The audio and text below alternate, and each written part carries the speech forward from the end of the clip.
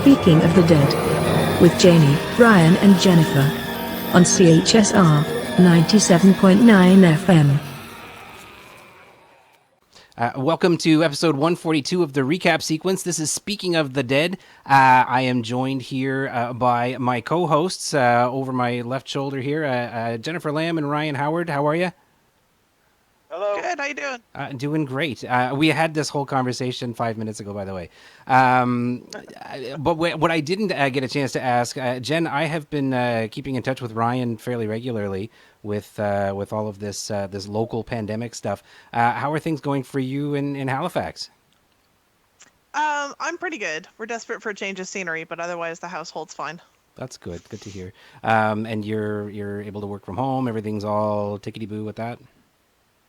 Yeah, we're doing pretty well. We're getting really into baking and other sorts of random crafts, just Yeah. trying to fill time and make use of having all the time to learn something. But everyone in my house is currently getting a paycheck, and we're got full cupboards, and so we're in pretty good shape, I think. Awesome. Nice. That's awesome to hear. And Ryan, last week you had washed your walls and doors. Did you find anything else exciting to wash in the past week? The house is now officially washed. It is. It is inside. disinfected. So other than the It is. people inside, there is no risk. No risk. Right. I mean, you guys leave the house and come back, so I can't I went play. to work today, so Oh, you deviant!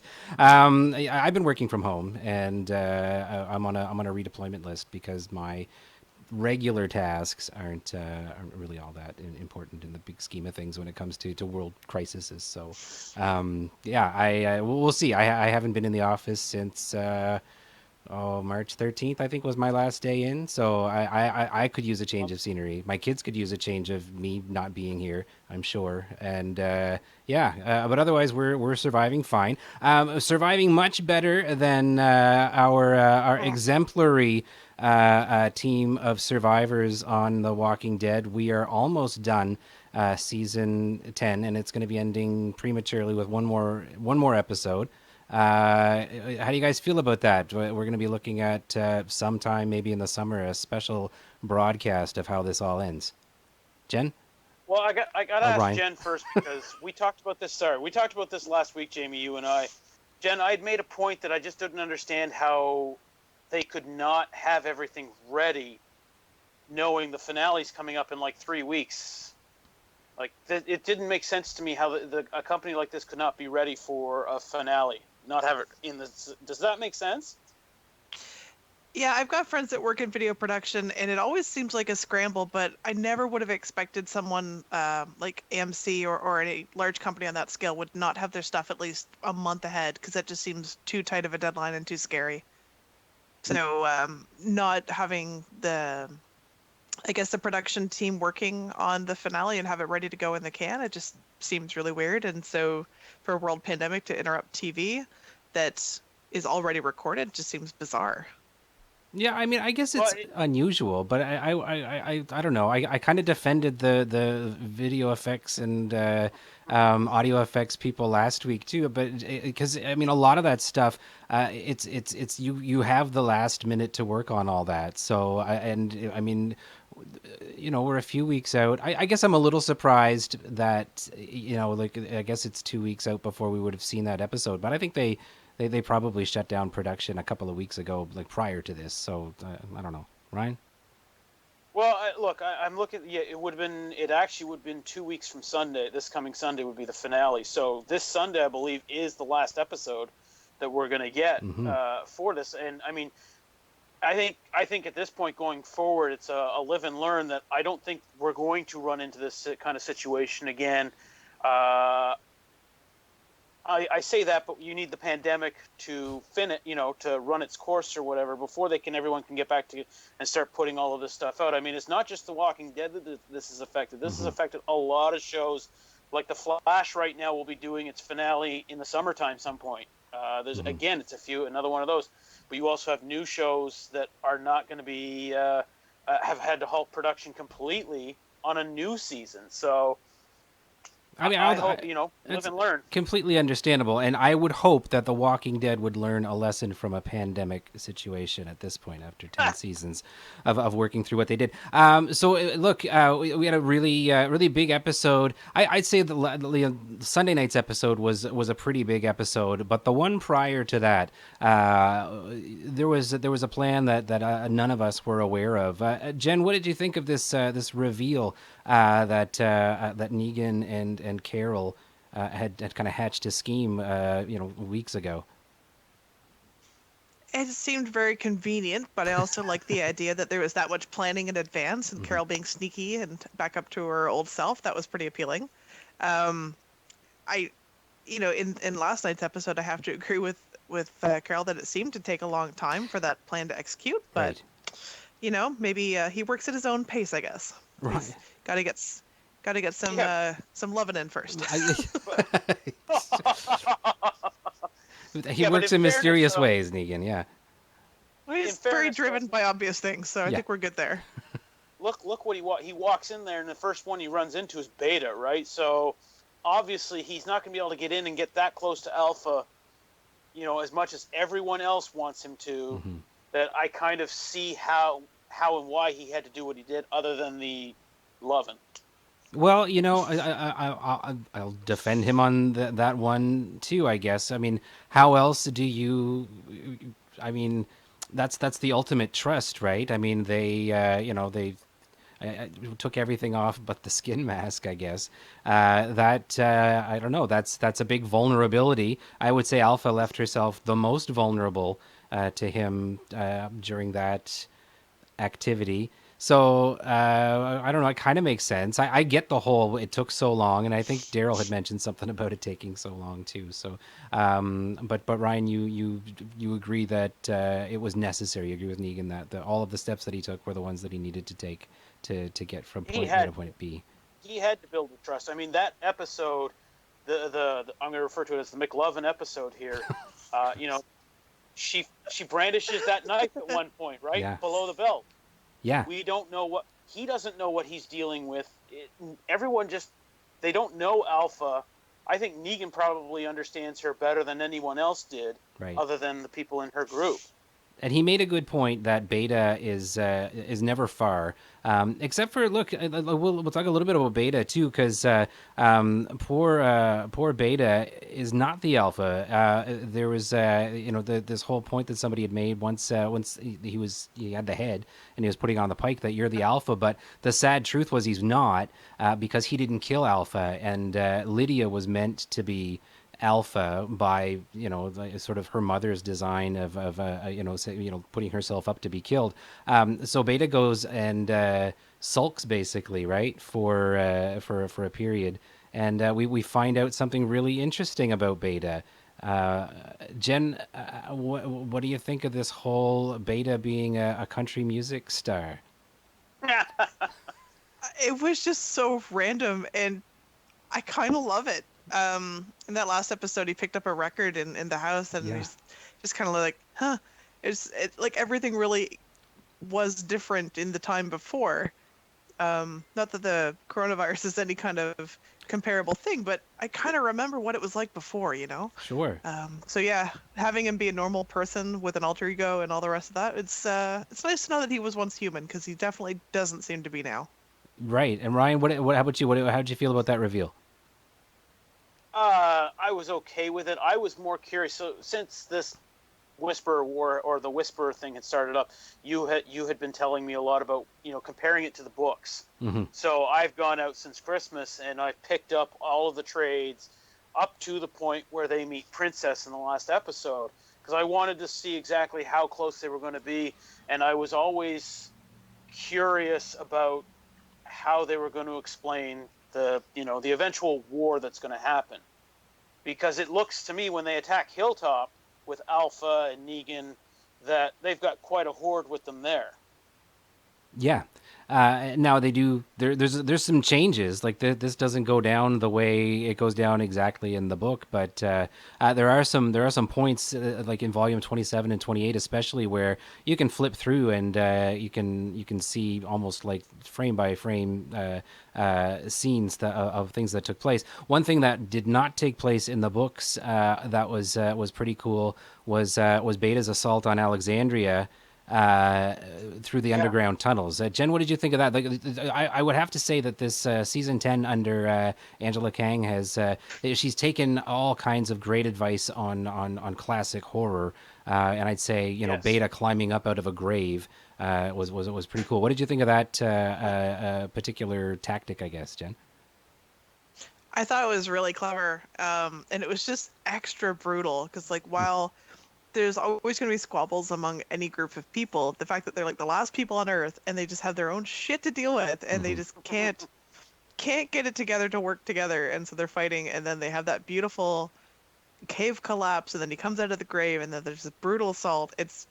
It was so good, Yeah. and it was probably one of my favorite scenes of like this entire season so far. I was almost in disbelief as I watched what was going on because I mean as it got closer and closer it kind of was leading to this whole idea that he was going to come up out of the ground, and I was just like saying to myself, he is not going to do this, and he did. And Ryan, what do you think? They laid this sort of trap, I guess, ages ago with Dante before he was killed off. One of the patients he murdered. Essentially, he volunteered to bury her, and that was the entrance. He dug. He connected the Yeah. tunnels. What did you think of that This forethought? this second half has been so well put together to be able to line everything up in such a way that if you were to go back and watch it, and it's like, wow, that's why they did it. I thought that Dante thing was cool, and then seeing Beta come out of the ground, and then going into the houses and basically snuffing out the candles Yeah. or the lights. That's just creepy, unbelievably creepy, right? Especially when there's no electricity. Well, yeah, and he's not a small guy either. It's not like he moves around No. like a ninja.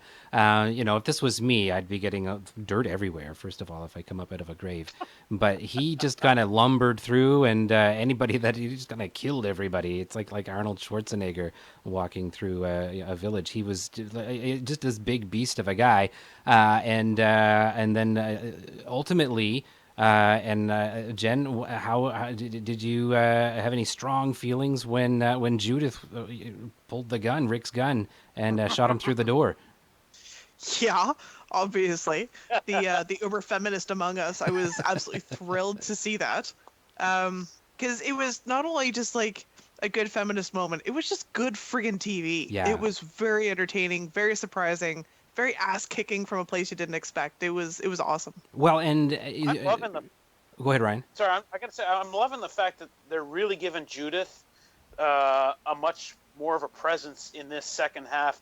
And to take Jen's line, she's just been a badass in Alexandria, then again at Hilltop. You bet. And incidentally, that whole kind of sequence when it came down to Beta and his attack and what ultimately fended him off was all girl power. To be honest, it was Judith, it was Rosita, and it was Gamma. The three of them really were the ones that absorbed the assault first of all, and then everybody else really got killed. Everybody that was in his path, he murdered. And the whole idea, I mean, what a spooky thing to do in the first place, to climb up out of a grave. That's I'm going to your house, Ryan. I promise I won't do that.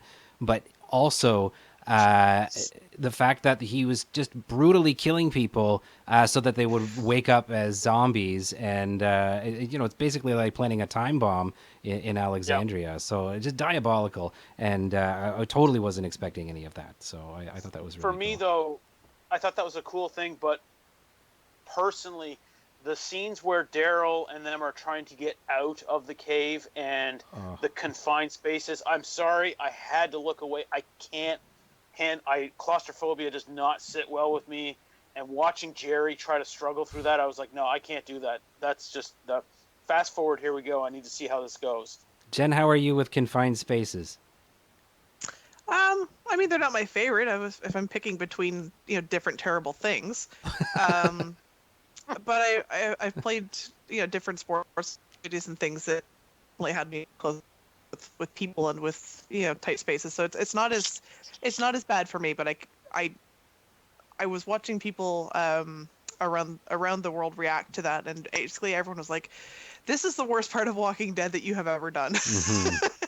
Yeah. Aside from everyone getting like definitely super murdered by Negan, and every terrible thing that's happened on the show, this is the one thing that seems to unite more fans than anything else, was how Yep, uncomfortable that was. Yeah, it absolutely. wasn't so much for me. It wasn't the confined spaces. It was Jerry and his feet. I was so worried that something was going to start chewing on his ankles at some point. And like that. That to me, I'm not big on open water either. So it's the same idea. I don't want something coming up and gnawing on my ankles until I bleed to death. So that was sort of where things were going. But my wife looked away. It was definitely a spooky scene.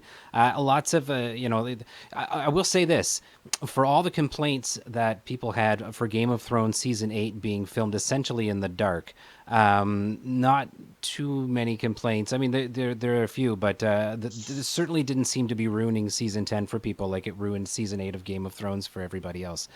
So that was nice to see, I guess. Uh, why don't we? What are we doing for time here? Ryan, you're usually my timekeeper, and you're also the button pusher and the lever flipper and all that stuff. So, Why don't we um, head to a break?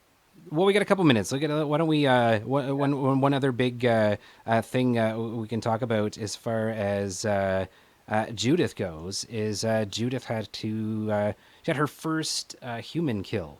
Which you'd think it would have been Beta, but Beta seems to be made of metal, so that didn't work. But the Was it Earl, though? what's that? I think so. Wasn't Was it though? Earl had turned by that point, hadn't he? Jen? I Good believe point. he had turned. No, you're right. But she had the conversation with him because she could tell like what he was setting up and what was about to happen, and the older fella gave her a pass on not being there to witness it, but then she went back to finish him off. Yeah, actually, you're right. And a good point, Ryan. Yeah, he didn't quite do a good job of headbutting No. a spike. Of all the ways. Okay, so the confined space is not so bad, but the railroad spike, sort of yeah, killing oneself by headbutting it, or was he trying to get it through his eye? I think anyway, and it didn't work. Yeah, that was pretty brutal.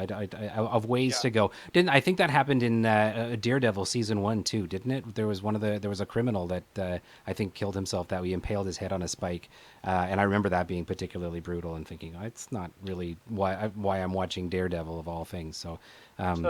Yeah, it was pretty gross, but I think otherwise, all these other things have made up for the ooey gooey gory stuff. So speaking of ooey gooey gory stuff, we got more of that to talk about.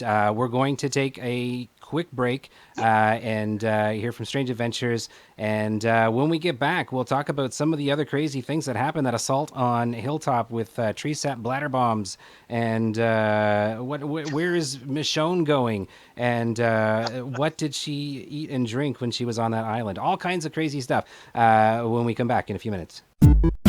Strange Adventures, where you'll find comics, games, and toys for all ages and tastes. Come see us at 68 York Street, downtown Fredericton, or at www.strangeadventures.com, or reach us at 450-3759.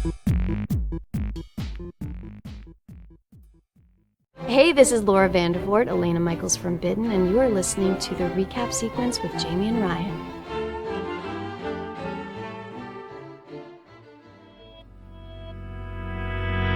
Welcome back. We are episode 142 of the recap sequence. This is Speaking of the Dead, and I am joined here by Ryan, Howard, and Jennifer Lambe, just over my left shoulder. And if I keep looking this way, it's because these are beautiful people in my life, and I can't actually see them in front of me. So every once in a while, I just like kind of take a look over and just a little half smile because I am blessed.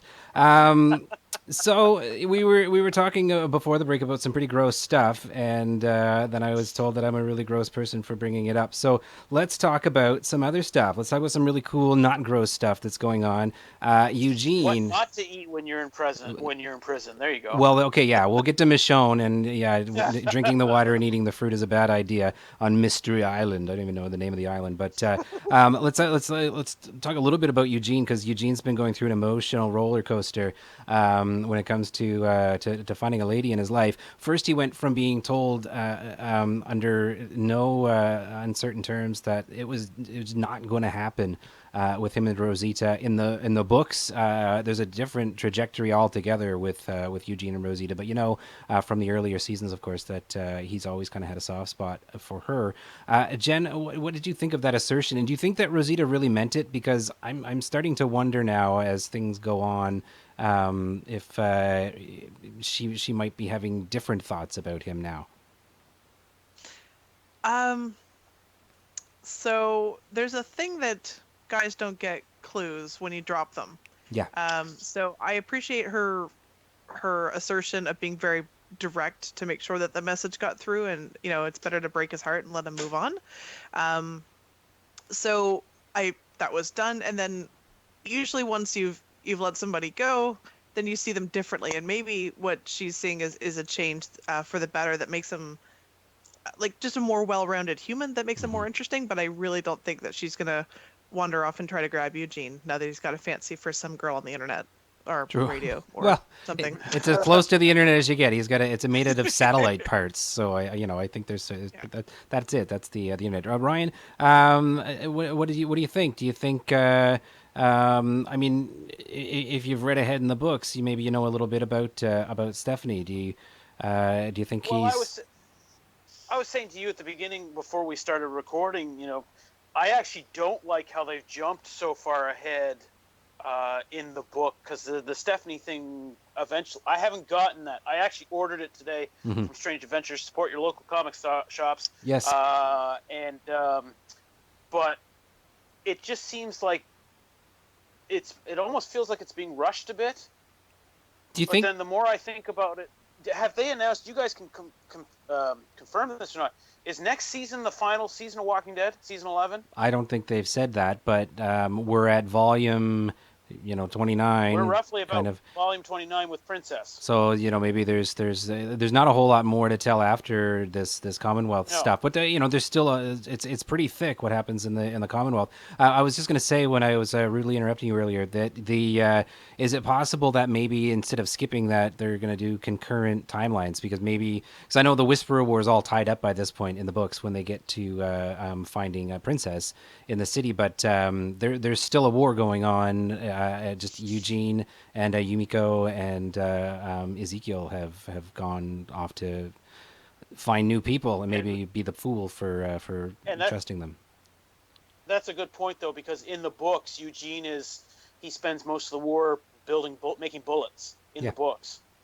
So really, he's not involved. He's involved in the first the attack on Hilltop, I believe, but he's not involved really with the Whisperer War. So it makes sense. And in the book, in the book, I think Ezekiel's already dead. He's one of the original heads on the Pikes. He is. Jen, close your ears. If you're ever planning on reading this now, But yeah, you're right. So Ezekiel doesn't really have a storyline now. And the other, Yumiko... Well, Yumiko is involved in this, but in a different way, too. So, yeah, I don't know. I think they could be doing this as a concurrent storyline. Obviously, the Whisperer War isn't over. We haven't seen the last of Beta. There's some stuff. There's some stuff that still needs to happen. Well, they said that the finale is going to end on a cliffhanger. The finale? Surprise. Yeah. What? Why would they do that? Yeah. So you mean the episode 15 or episode 16? The finale. So the one that's not finished, they had said at one point will end on a cliffhanger. So I'm really curious to see what this Sunday's episode is going to bring going ahead. Well, because this Sunday is the last one, so this will be the cliffhanger before the cliffhanger, I guess. Yeah. And there's still a lot to happen. I know you might think that Alpha's dead now, so that's it. Whisperer War, all kind of tidied up. The Whisperers are kind of stupid without her. You come to find out, right? The whole exchange with Daryl and Negan. First of all, Jen, what did you think? Do we have a new bromance forming here with Daryl and Negan, or do you? Dear God, I hope not. I There's no, please no. There was a little part of me that was like, oh, okay, well, this could be kind of fun. They're good friends outside of work. Not Negan and Daryl, but Norman Reedus and Jeffrey Dean Morgan. They ride bikes together. I'm sure they're enjoying this as actors. But yeah, I mean, this is something that doesn't happen in the books, and an interesting little team up. I did like to. It was I don't know. It was interesting, that whole perspective of Negan killed Alpha, therefore he is the Alpha. And do you think the rest of the Whisperers would agree? Like, do you think that it's plausible that he could go back and sort of lead them to their doom? Jen? I mean, I could certainly see it happening. It'd be a very easy storyline to pick up and write out. Yeah. Certainly he's done it before and he enjoys being in charge. Mm-hmm. But what they're going to have to weigh is, has he grown as a human? Is he like now a better person? And would he do that? I don't have an answer for that, because they just, I don't know for sure that the growth is legit. It's always convenient. He's always got like a ploy in mind for how to get himself ahead. Right. Ryan, did you at any point think that Daryl was going to kill Negan? Early on, but what Jen said, he actually says something in Sunday's episode that he goes, I spent 7 years behind bars. I don't want to do it anymore. I actually think he has sort of evolved to this point. Yeah. And you can tell he does what Carol asks for, and what does it get him? She leaves him.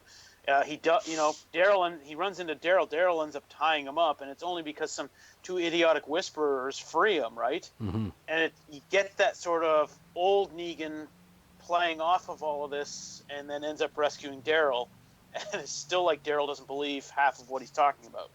Now, at the end, at the end of the episode, well, let's talk about Carol. And she had a bit of an episode of her own where she is having visions of Alpha, and Alpha, of course, her inner voice now, essentially, bringing up all this terrible stuff from her ex-husband, well, not ex-husband, just her husband that's not around anymore, Ed, and some of the other things that she's come to believe, I guess, herself. What did we all think of that? Did anybody think this was Carol's last episode? I mean, the name of the episode was "Look at the Flowers," which that was what she had told Lizzie to do when she killed her back in season 4. Were either of you, Jen? Were you thinking this could be Carol's last episode?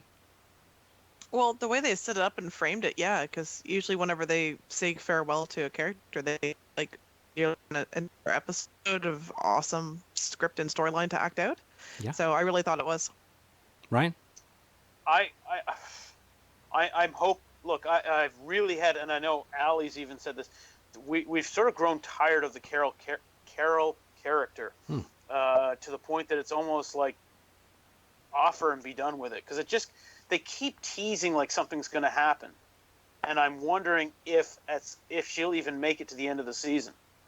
Yeah, I'm not convinced. Granted, there's only 2 episodes left. She might. Yeah, she might make it until the summer at the very least. I'll be the first to admit, and Ryan, I kind of spelled it all out for you how I thought things were going to go down on Sunday night, and I was 100% wrong. I assumed that she was going to get bit, and the whole Look at the Flowers was going to be a throwback to Daryl having to maybe make that difficult choice and be the one to put her down. And we don't know that that's not still going to happen. But at the end of the episode, Carol comes back. So 2 interesting things happen. They wait around for her to come back, Daryl and Negan, and Daryl basically decides, I'm not waiting around anymore. So Jen, do you think that Daryl made that conscious decision? He's done chasing after her, done trying to change her mind, and figured she was going to come back anyway?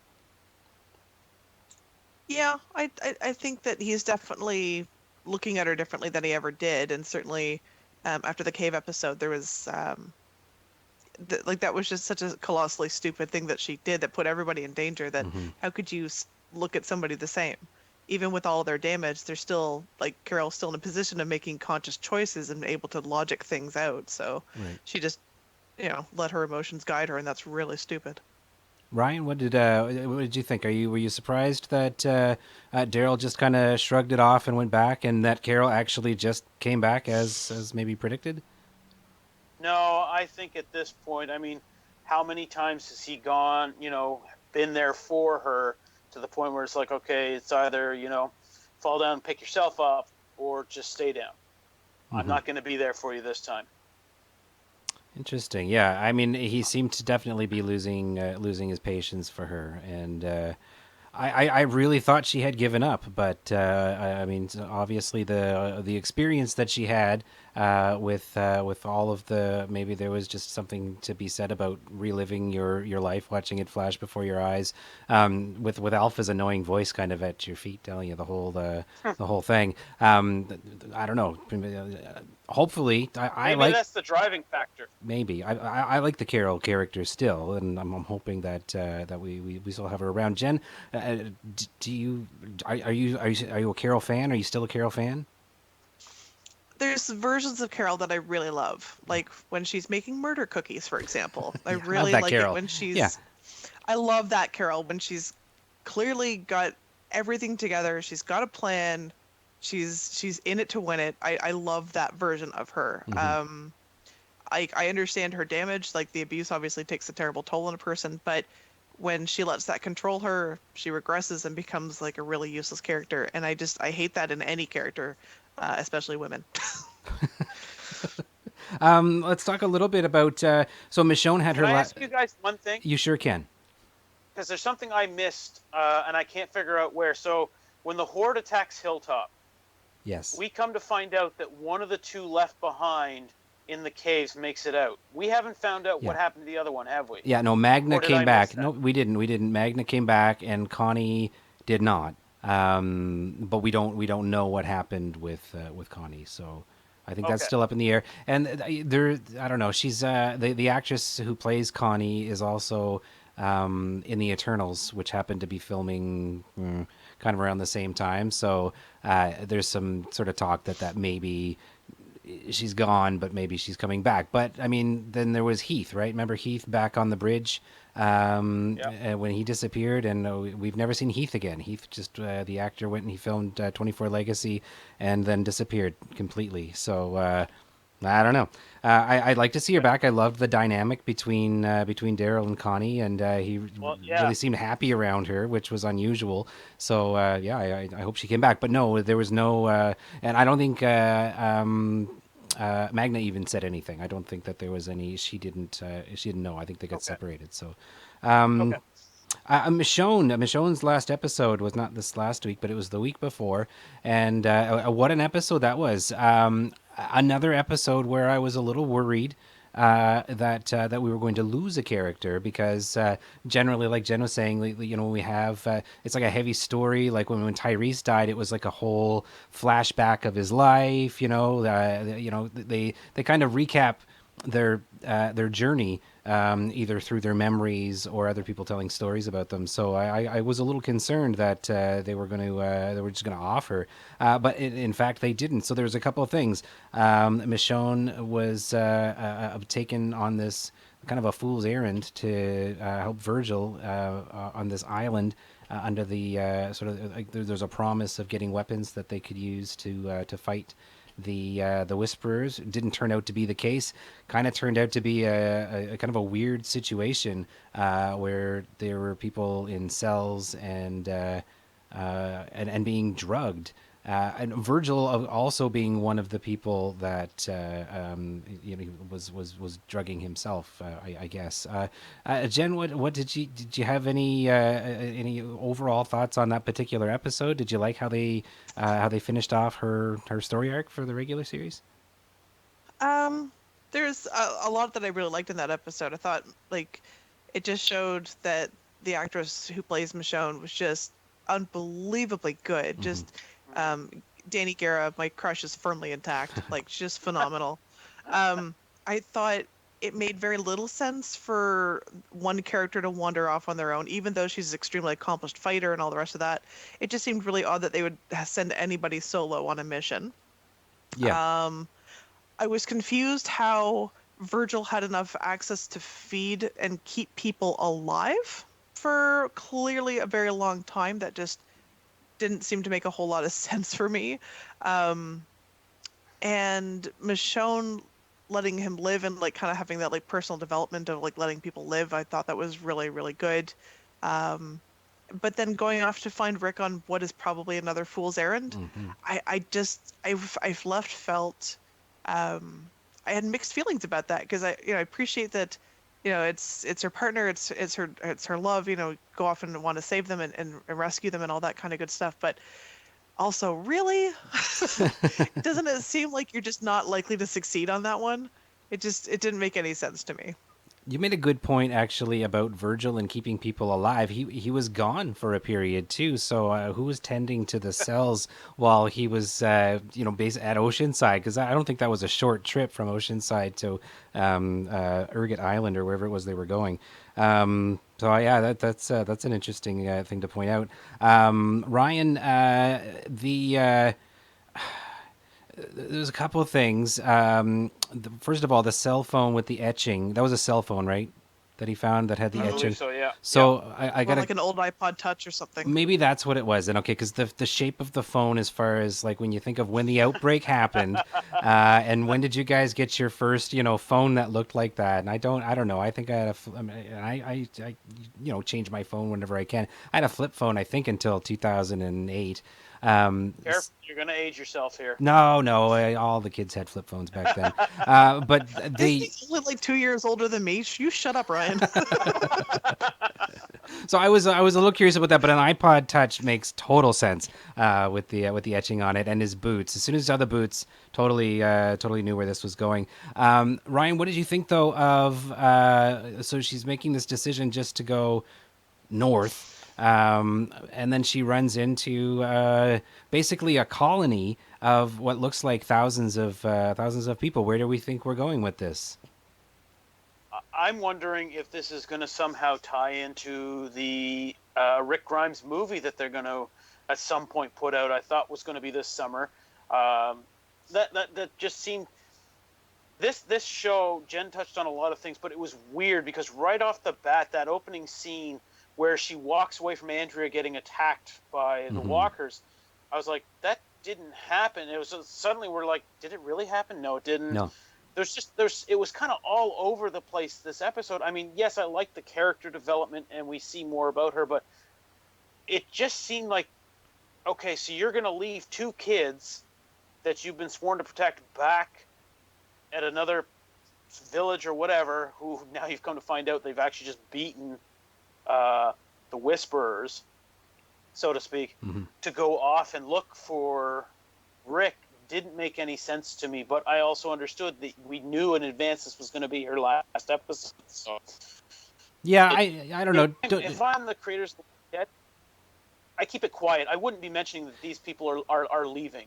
Right. Well, that's it, I think, and that's what kind of ruined it. I mean, don't excuse the writers for coming up with a neat and tidy way for her to go, because they telegraphed her leaving all along, and they kind of had to find this. I even found the whole Virgil thing an unusual thing to do when they're in the middle of a war where they don't have any real weapons, other than the fact that she was going to go get weapons. But why go alone? And that all just seemed a little hokey to me. But I agree. They're definitely going to tie this into the Rick Grimes movies. The colony. You also had a theory. Oh, I have all kinds. You think this is going to... yes. You think this is tying into Fear the Walking Dead, though. Well, there's I forget what the initials were. C. They start with a C. Anyway, the on the helicopters. I think there's something on the helicopters in Fear the Walking Dead that links to something that either Michonne found on the boat or is just some of that evidence that it's the same people. So I would like to think that it's all going to kind of tie together, and that the Commonwealth, and because the timelines are all screwy, right? They had these time jumps. They had a Yeah. 6-year time jump on The Walking Dead. They had a 5-year time jump on Fear the Walking Dead, and Fear the Walking Dead was started years before the Walking Dead was where it was when it. Anyway, it's all kind of messed up. So it's hard to make sense of, but it really seems to me that they're kind of all roads are going to lead to the same place at some point. Which, if you've read Walking Dead issue 193, whatever the last one was, 192 or 193, there is everything kind of does get tied up in some way, shape, or form. And I'm not going to say any more about it, but there is there's definitely a good opportunity, I guess, that if these series are all going to end within a season or two, that they would all Jen? kind of go the same place. Would Yep. you like to see the Michonne thing tied into Rick and that movie or whatever his standalone they're doing? That to me makes more sense than Fear the Walking Dead, but I've also put little to no effort into Fear the Walking Dead, so it serves my purpose better. Don't I- let I season watched 2 ruin those- it for you. Yes. I think that's maybe what happened. I Yeah. definitely remember watching most, if not all, of season 1, and then it just fell apart for me at some Yeah. point when they were on this deserted island, Yeah. and like there was airplane wreckage, and it went off the rails really fast, and not in a way that made any kind of sense for the storyline. But I don't know, a zombie outbreak doesn't seem like a realistic storyline anymore. I miss being outside, you guys. Aw. It'll happen. It'll happen someday. Yep. Once the snow is back, we'll watch it all go away. We'll watch summer pass, and then we'll all be able to go outside and play in the snow at some point. A couple more things before we finish up, just to touch on. There has been talk of Maggie making an appearance in the last episode, possibly. They got more time, I guess, to work it in now. Did anybody else hear that? Ryan, is that what you heard? Did you hear she was going to be in the episode, or that they were just going to tease her return? They are listing photographs of supposedly her in the final episode. Right. This Sunday's episode is called The Tower, where the communities prepare for the Battle of the Whisperer War, and then Eugene's group encounters more with Princess. And the final episode, which is the one we don't know when it'll come, called A Certain Doom. So I'm guessing Maggie will make an appearance at some point, just because there's still so much with the Maggie storyline that I think they could do now that they are bringing her back.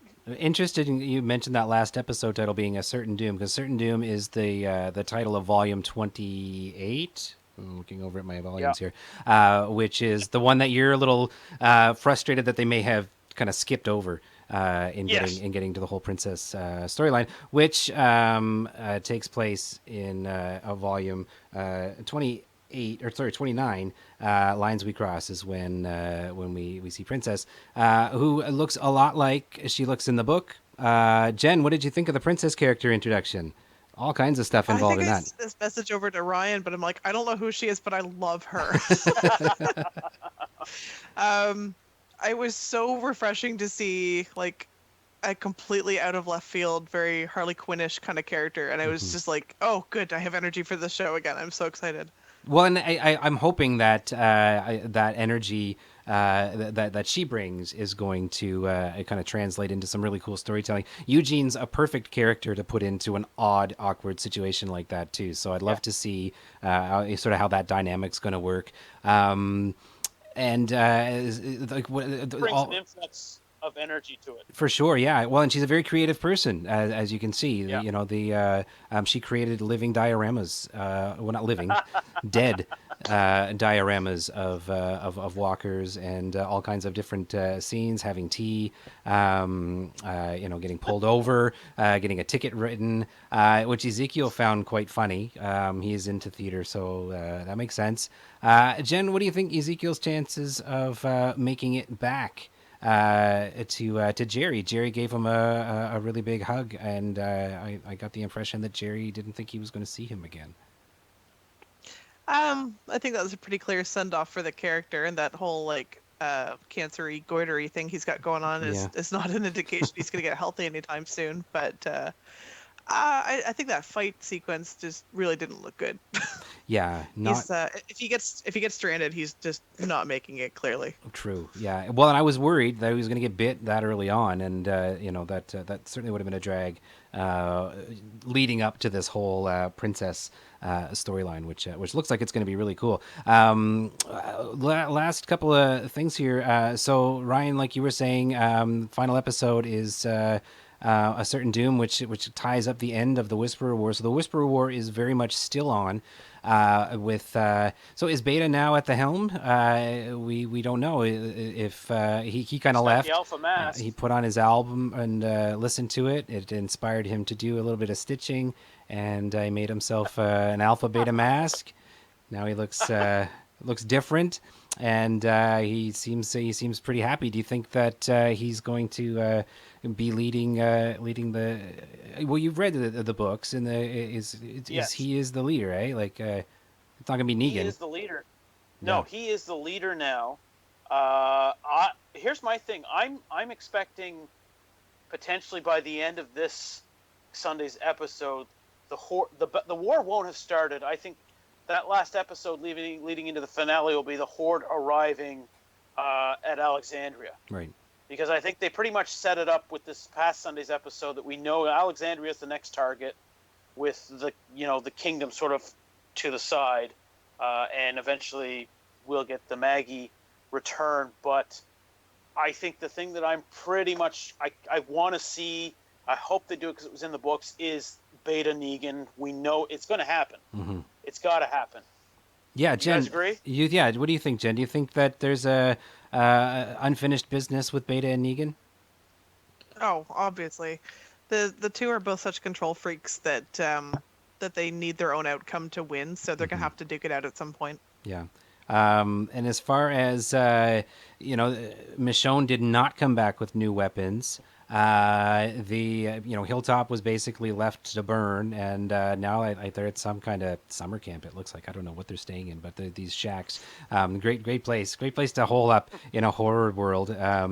So they are vulnerable. We talked about these. Well, I didn't really get into the tree sap bladder bombs, but they are a thing, and the Whisperers are certainly more adapted to warfare, using the stuff around them than our favorite survivors are. So, do you think the casualties are going to be high? Though? Where? When? Was that more alpha? Oh, coming up. Because I don't see Beta coming up with these ideas. No, true. I guess. Yeah. Maybe you're right. As far as it was her, certainly her drive to murder. Right. Yeah. They couldn't be talked out of it by a very, very reasonable Negan. So, Jen, what do you think? Are we in for another? That was a really intense episode when they attacked Hilltop. What do you think about the other communities? Yeah, I think that we're definitely due for another big fight scene. We usually get a couple of seasons, and we haven't had our quota yet. So there's definitely enough unfinished business. And I don't know if this is just too random, but could we just give Eugene props for that like completely badass neck trip line electricity thing that he built? Yes, absolutely. Yeah, where it was just burning. Cool. Yeah, I was disappointed when the power finally went out, because that was that was great. That was a very innovative. So yeah, I guess they've got their bladder bombs, and we've got they've got Eugene has his science, but he's not there. Yes, yeah. So we've got some key people that are going to be off the battlefield. One person I am looking forward to seeing back on the battlefield when he's feeling up to it is Aaron. We have not seen enough of that mace that screws onto the end of his wrist. I think that's still got some untapped potential in it. And Ryan, our friend Dan Fogler is not dead. Nope. Luke survived. He was among the injured and was being dragged off to safety last time we saw him. So we did ask him if he was going to make it, and he of course didn't give us a straight answer, which is good. But so far we might, who knows, he might make it to the end of season 10. Maybe we'll see him again in season 11. So lots and lots to look forward to. Any final thoughts, Ryan? You got any final thoughts on what we've seen or what's to come? My only worry is that there is so much they need to put out there right now that I don't want this to seem like it's rushed, because we don't know what's going on with Oceanside. We don't know what's going on with the Kingdom at this point, whether they suddenly, all unify with Alexandria. But we do know that the Whisperer War is coming, and we've just met Princess. So 2 episodes, we're only going to get to see 1 right now. Jen, how about you? Any concerns? Are you really looking forward to the next 2 episodes, even though they're going to be spaced apart by a couple months? Yeah, I want to see Eugene's storyline more than anything else. I'm just really excited to see him try to get out a pickup line or two and really get his lady on board. I just think there's something to be said for Eugene talking about electricity in the context of a relationship that's going to make me just cry laughing. These are Eugene's finest years, and you know what? If you are a Eugene fan, read on in the books for sure if you get a chance, because he's a critical player, and he's starting to get to do some of this really cool stuff that he did get to do in the books, and. Lots of cool stuff to come. The Princess character looks great, so I'm totally looking forward to it. My friends, thank you for doing this. Thank you for joining me in my my club chair and perching over my shoulder and keeping me company for the last 45 minutes. It's been great. We are going to do this again very soon. Jen, I am so sorry. I am so far behind in Star Trek Picard. You are frozen. In your screen here. Frozen. Yeah. Technology, you lasted only so long. Does that mean we can't hear her? So you could, so you could sign off right at the end there before you mention Picard. Dang it. Look, Jen, thanks so much for joining us. You'll hear what we said afterwards when I send this to you. But Ryan, we are back. Next episode's going to be Jennifer Lambe left. Okay, well, that was sad. Our next one's Arc Recap. Arc Recap with Brent O'Hara, and we will be talking WandaVision. So stay tuned, folks. Don't forget, look, if you're listening to this on CHSR or 107.3 FM in St. John, we are also on YouTube. Check out our YouTube channel. You can get the links off of our social media, and just go to recapsequence.com, and we will have both audio and video versions of our shows ready for you to check out. So check it out. Guys, subscribe if you like it. Support local businesses. Please do support your local businesses. Yeah, get your comics locally if you can. Just give them a call. They'll help you out, and absolutely. There are folks still trying to keep business as usual going, and as unusual as things are, we make the most of it. So Ryan, thanks again for. We got Jen back. We get her for a quick goodbye. Where are you? Bye. Thanks so much. Take care, guys.